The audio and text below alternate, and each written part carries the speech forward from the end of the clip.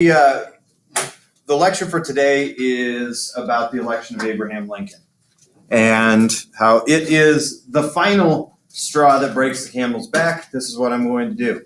I'm going to go take you through his debates with Stephen Douglas for a position as senator of the state of Illinois in 1858.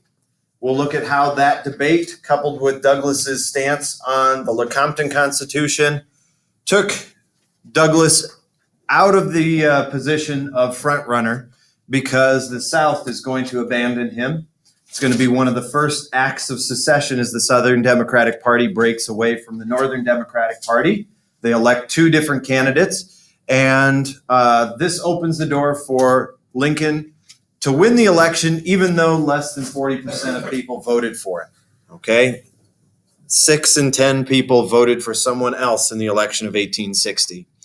Okay, so to kick us off, we're looking at a span of about 4 years. I'm going to be referring back to the Kansas-Nebraska Act and some of the stuff that took place in Kansas. So try to keep the timeline in mind as we go through this, all right? Abraham Lincoln, actually, we're going to go back even further. We are going to reference Abraham Lincoln and his role in the Mexican-American War. Abraham Lincoln grew up as a child in Kentucky, all right? One of the reasons that Abraham Lincoln opposes slavery is his parents were incredibly poor, and he saw how his father struggled to maintain work in the presence of African slavery. And so his father moves them out of Kentucky up to Indiana, and eventually they find their way to Illinois. He is a self-made man. You know, you think about all the way back to Andrew Jackson, this idea of a Westerner living in a log cabin with a dirt floor. Lincoln actually lived that life. Very little formal education. He taught himself to read and write, taught himself the law, passed the Illinois law or bar without actually going to law school. He's one of these guys who marries up, kind of like me, marries a woman who's above his status, you know, comes from a good family with good money. It's the Todds. Mary Todd Lincoln's family has slaves in Kentucky. But in his younger years, he's a trial attorney. He earns the nickname Honest Abe because he has a good reputation amongst attorneys as far as doing what's right in the eyes of the law and being an honorable and trustworthy person. Now, this is what I want to emphasize at this point about Abraham Lincoln. The decisions he makes all the way up to the Emancipation Proclamation are all going to be based on legal arguments. Okay? In a time where we have presidents who seem to be driven by their emotions, Lincoln was always an attorney. And you have to pay attention to that because Lincoln, when he runs for president, doesn't believe that he, even if he wanted to, could abolish slavery, that it would be unconstitutional. The president has no ability to eliminate slavery. Okay? But Lincoln's focus is always going to be on the conservative objective of maintaining union. Pointing that out now because we'll be looking at Lincoln's arguments for emancipation, and they are all very legal and technical. It's not about emotion. Okay? He eventually becomes a congressman for Illinois. Really, it's an undistinguished career. We have referenced Lincoln one time before in the Mexican-American War. He was a Whig, and as a Whig, he opposed the Mexican-American War. He's one of these representatives that demanded President Polk point out where the spot American blood was shed in the opening battle of the conflict. If you remember, there's some scandal there whether or not American troops crossed the Rio, went down and harassed Santa Anna's army, and then fled back north of the Rio. Okay, this resolution demanding where American blood was shed is known as the Spots Resolution. So other than that, Lincoln is not especially impactful when he's a congressman. So how does he go from this backwoods congressman to the most successful president, or one of the most important presidents of American history? It begins with his debates with Stephen Douglas. If you remember, Stephen Douglas, supporter of the Kansas-Nebraska Act and popular sovereignty, Lincoln runs for the same Senate seat against Douglas in 1858. Lincoln, being a good attorney, being relatively charismatic, and knowing that Douglas can't turn down the opportunity to talk, Lincoln challenges Douglas to a series of debates.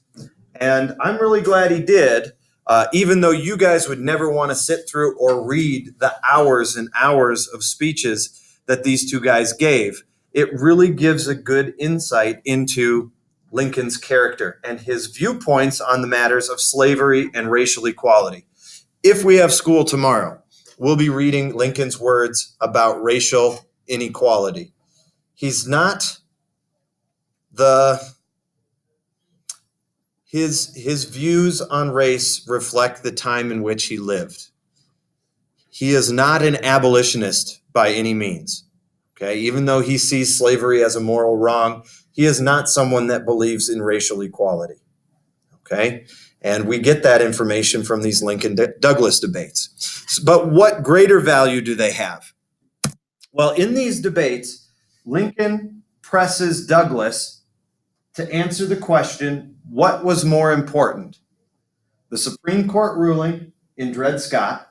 Okay, what's more important, the Supreme Court or popular sovereignty? And knowing what you know about Douglas, what's he going to say? Popular sovereignty or the Supreme Court? Popular sovereignty. This is why that moment is important. This question, which has become known as the Freeport question because it took place in Freeport, Illinois,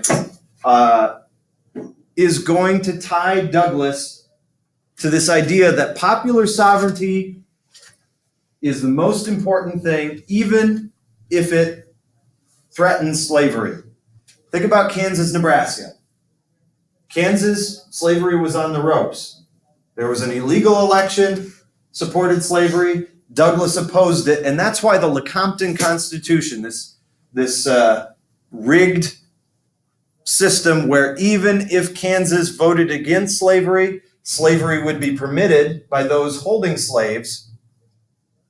When Douglas criticizes the Lecompton Constitution and then he turns around and he says, you know what? Popular sovereignty is more important than the Supreme Court decision in Dred Scott. That if the people really don't want slavery, they can get rid of it by voting. He is going to alienate himself from the South. Why is that important? Because the Democrats are the very last national party. They're the last party that has influence in both the North and the South. Douglas could have walked into the presidency in 1860, but his record on Lecompton, his record on this Freeport question, make him unelectable in the eyes of Southerners. Southerners, before they secede from the Union, are going to secede from the Democratic Party. At the big national convention, the Southern delegates are going to walk out. They're going to make a demonstration, walking out of that meeting and setting up their own meeting and electing their own delegate to run for president. A guy by the name of John Breckinridge. We'll talk about him in a second. Okay, but you can see here, this is the beauty of history, kind of the ripple effect, right? It's not just a nice, neat timeline, but it's a a history web. Okay, so what do we need to know about these Lincoln-Douglas debates? Number one, it gets Lincoln on the record about slavery, how he supports union above all things, but that it also gets Douglas on the record in a way that's going to impact the presidential election in 1860 and make him unelectable, opening the door for Abraham Lincoln. So even though Douglas defeats Lincoln in 1858 for the Senate seat, in the long run, these debates, this election is going to be the best thing that happens to Abraham Lincoln. the things he talks about, the way he speaks, his charisma, the reason that people kind of fall in love with him are because of these lectures he gave. Okay, you have to remember, we have to rewind to a time where people went to speeches for fun. You guys would think that this was the greatest thing, to sit in front of a charismatic teacher and learn through impassioned oratory. That was a form of entertainment of the mid-19th century. So people are reading Lincoln before they're hearing Lincoln or voting for Lincoln. And a lot of the stuff they're reading comes from his run for Senate at this particular time. With this image, you can see Abe Lincoln. He doesn't have his beard or his stovetop hat yet. One of the reasons he grows a beard is because when he runs for president, he's going to get a letter from a little girl that says, you know, my mommy and I would think that you would be a lot more handsome if you grew a beard, because beards were fashionable in that day of young men. Okay? I mean, it's kind of coming back with hipster look. You got the beard thing going on. That's going to go out of style. We haven't had a president with a beard since, I want to say the last one might have been William Howard Taft, the big fat president that got stuck in a bathtub. Find that out for me. When was the last time we had a president with a beard? Benjamin Harrison. Benjamin Harrison? Okay. What year? 1889. All right. So it's about time. It's about time we have a president with a beard. Okay. Fast forwarding. We've already talked about John Brown. We're going to skip this section of notes because we already took these notes technically. John Brown, his takeover of Harper's Ferry, how he's captured by Robert E. Lee, and how he stands trial for treason, is executed for treason, but becomes a martyr for the abolition cause. Lincoln will disavow Brown. Okay, Lincoln does not support John Brown. John Brown is a radical nutbag in the eyes of moderates. Okay? But that doesn't seem to matter to the people of the South. That we have a person running for president that's on the record saying that he can't do anything about slavery. All he wants to do is stop the expansion of slavery into new territory, and that people like John Brown are dangerous men. That doesn't matter. Okay, so let's look at the lineup for the election of 1860. Starting with the Democrats. Okay, Democrats hold their national convention in South Carolina. As I said, the Southerners walk out and they name John Breckinridge as their candidate, Southern Democrats.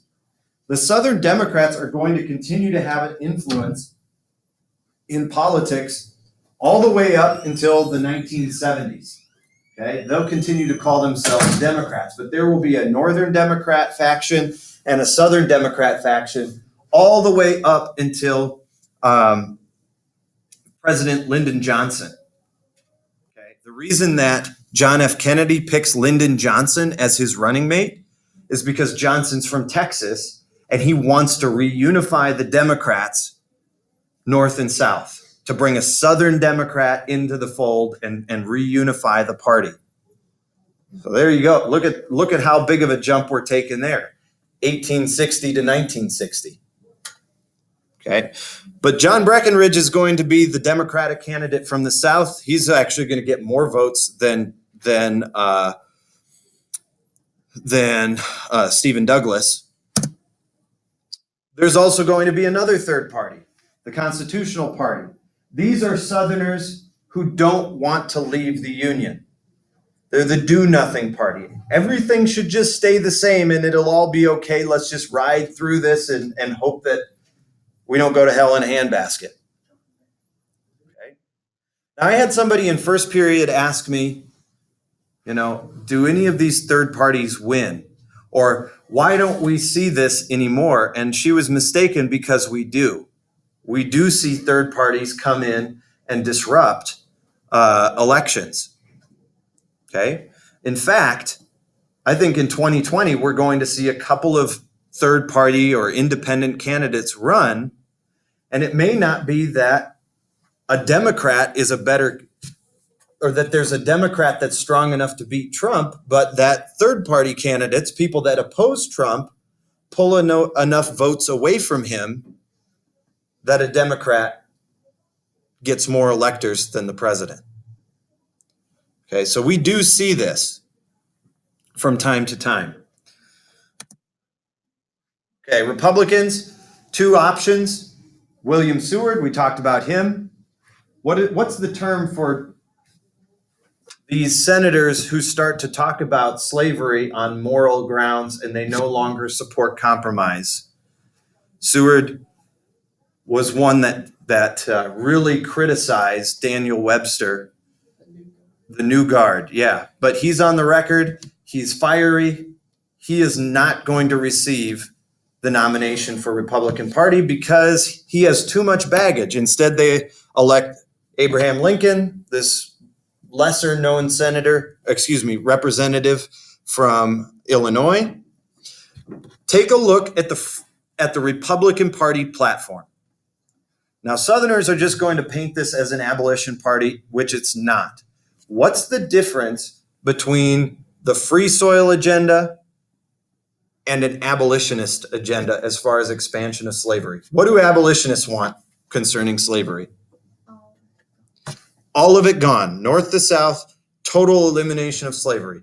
What do free soilers want? They just want them like the north. Well, they just want Close. certain. Bingo. Caleb's got it. Non-expansion. Okay, we are not going to expand slavery into new territory. That is preserved for whites, right? Okay. Other issues that the Republicans stood for, you can see here it's a sectional issue because we're going to see things we've been talking about all the way back to James Madison. Okay, we're going to see that they support a protective tariff, right? Increase that tariff to protect northern industry. We're going to see that they support immigrants' rights because those immigrants are going into the north and working at those factories and they're voting for people that support them. We're going to see that they support a transcontinental railroad through the center of the country, which means they support this improvement of the great American system, very similar to Henry Clay. We're going to see that they support strong banks, and they're going to support Western farmers and their interests. The Homestead Act is going to be a product of the Republican Party. Thinking back to our debates way back when dealing with sectionalism, what size of lots, or how would you categorize the size of lots Westerners want the government to sell and subsidize? Small. Very good. Westerners want small plots of land because they're affordable. Southerners do not want small plots of land. They want the government to subsidize large tracts of land because that's the only way you can make plantation agriculture work. So you can see how the Republican Party is a sectional party. The South is going to secede. As soon as Abraham Lincoln is elected, you know that. But we as middle schoolers are oftentimes taught that the Civil War was only about slavery. Slavery becomes the major issue. It's big, black, it's the most important dark cloud on the horizon. But it's not the only thing. You can see here how the South would feel no matter how much they opposed the Northern agenda. Every single thing was set up against them, whether it was the tariff or immigrants coming in or the bank. None of this was going in their self-interest. Okay. Southerners give Lincoln the nickname rail splitter. If you've ever had to chop firewood, you know actually the best way to chop firewood isn't with an axe, but you take a wedge, you drive it into the piece of wood, and then you hit it with a sledgehammer to break it open. It creates a nice, clean break. And Lincoln gets dubbed the rail splitter because Southerners are saying this is the candidate that will drive the final wedge that splits the country. Now, that sounds like Southerners oppose Lincoln's election. But when Lincoln is elected, secessionists celebrate because Lincoln is going to do what Lincoln's going to do for the South what Harriet Beecher Stowe's novel, Uncle Tom's Cabin, did for abolition. It's going to take people on the fence, people that are lukewarm on the idea of secession, people that are dragging their feet. They're going to see Lincoln, who represents all of these things that are opposite of the needs of the South, and they're going to go, okay, it's clear something needs to be done. So if you ever hear that term rail splitter, it means somebody that divides, even though Lincoln is very much about union. Wanted to show you this political cartoon as well. We've got the four candidates, and what are they doing? Playing baseball. Looks like they're playing baseball. This is actually the forerunner to the game of baseball. It has the clunky name of 3 outs and a run. Oh. Okay, it's called 3 outs and a run. It's the forerunner to baseball. Baseball is in its infancy. It's developing here. One of the first people to really set out the official rules of baseball is going to be a Union general. And if you ever go to the National Cemetery in Arlington, this general's gravesite is there, and you'll see on his grave a lot of people place baseballs there. But this is kind of a forerunner to this, where you're hitting a ball with a stick and you're running around. And so some of the rules are different. But you can see here the baseball is a rotten egg, and Lincoln is up to bat. And the caption is Abraham winning the ball. Well, he's going to smash that rotten egg, and everybody's going to run for the hills. Okay, it's going to cause a problem.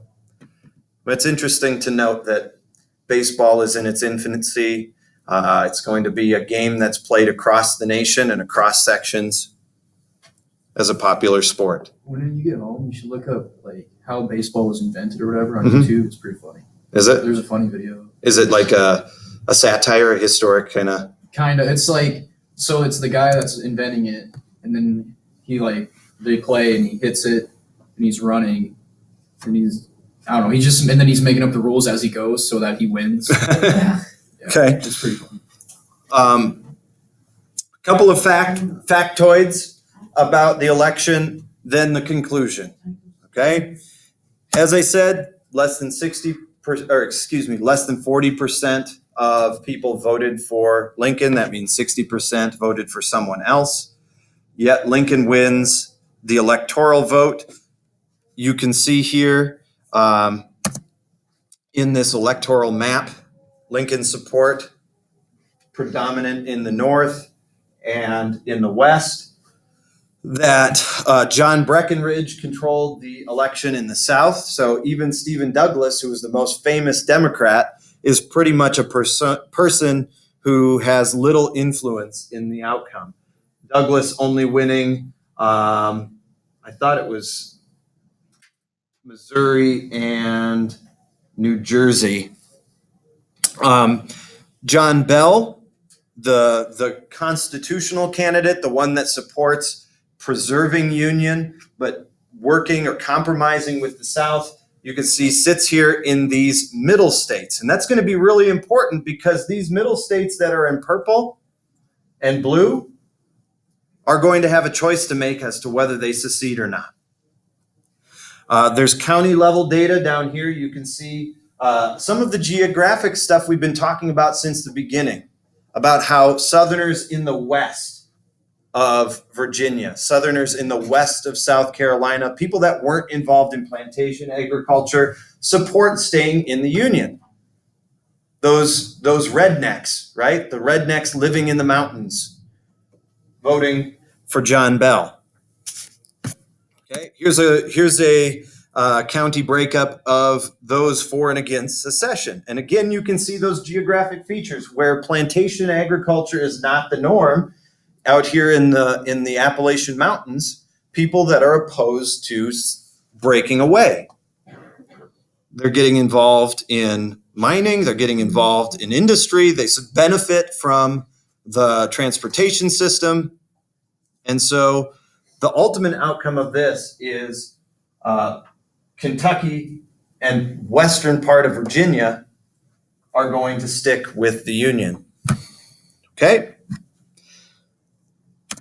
4 days after the election, South Carolina calls a special session of its lawmaking body, and they unanimously vote to secede from the Union. Okay? Now that's just one state. How do we get all the others? Well, immediately,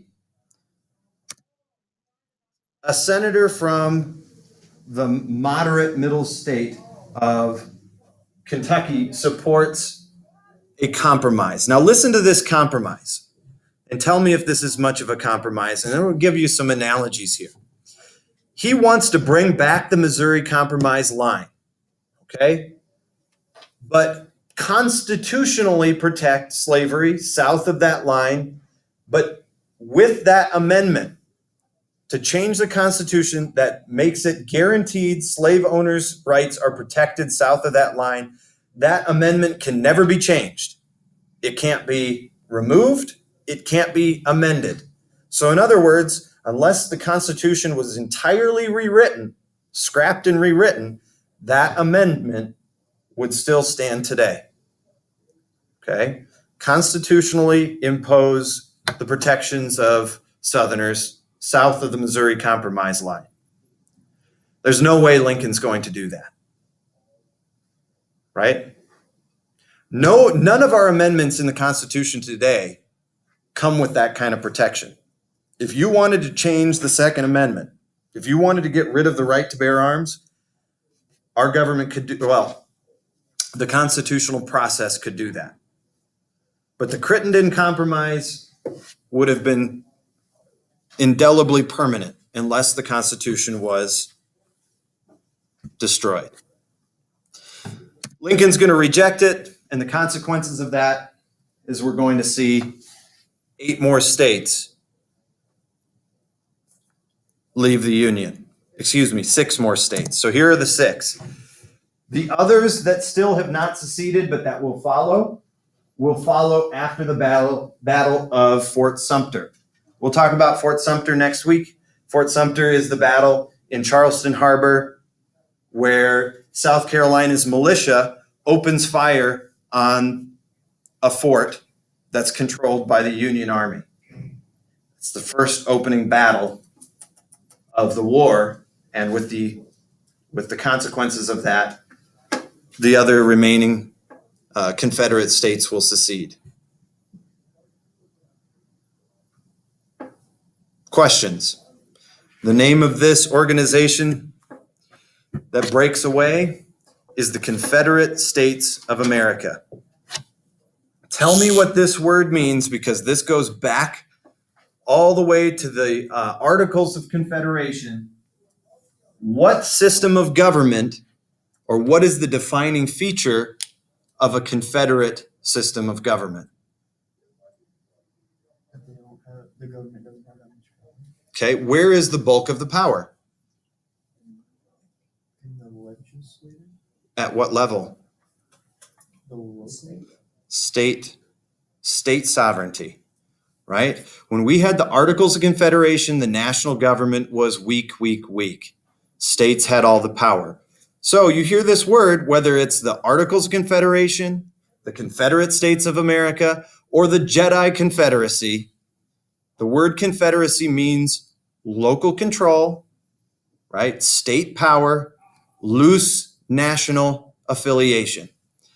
The head of that organization is going to be Jefferson Davis, and he's going to have to deal with a whole host of problems history should have taught the Confederacy about, that When you're a confederacy, loose national organization makes it difficult to govern the members of the body.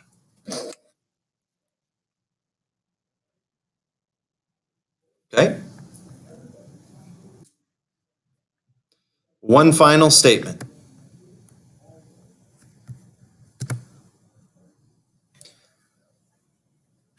Confederates, are going to be branded as rebels, right? The Johnny Reb becomes a nickname for Confederate soldier. But the argument supporting the Confederacy is that it's rooted in the historical tradition of the Revolutionary War. It's not lost on anyone of the time that Robert E. Lee is a relation to Richard Henry Lee. Remember Richard Henry Lee, the Virginia delegate to the Second Continental Congress that officially proposes independence? That idea that we need to fight against a tyrannical power, King Abraham, to protect our constitutional rights to property, own slaves, is the moral high ground Southerners present. Does that make sense? Okay, please, I hope it does. Southerners are looking at their actions as justified in the spirit of the American Revolution. That Northern federal power, the Republicans, are not democratic. They don't care about the rights of the people. They don't care about the interests of the South. And so it's constitutionally justified that the South can break away. What's the name? Is one final pop quiz question. What's the name, or what is the term we gave to the practice or the theory, there's a hint, that states come into a union voluntarily so they can leave the union voluntarily? The theory we're talking about is the compact theory. Remember, we dealt with the compact theory as a response to the Alien and Sedition Acts. We dealt with the compact theory when we looked at the nullification crisis dealing with tariffs. And now the South is using the compact theory to argue secession is acceptable. Yes?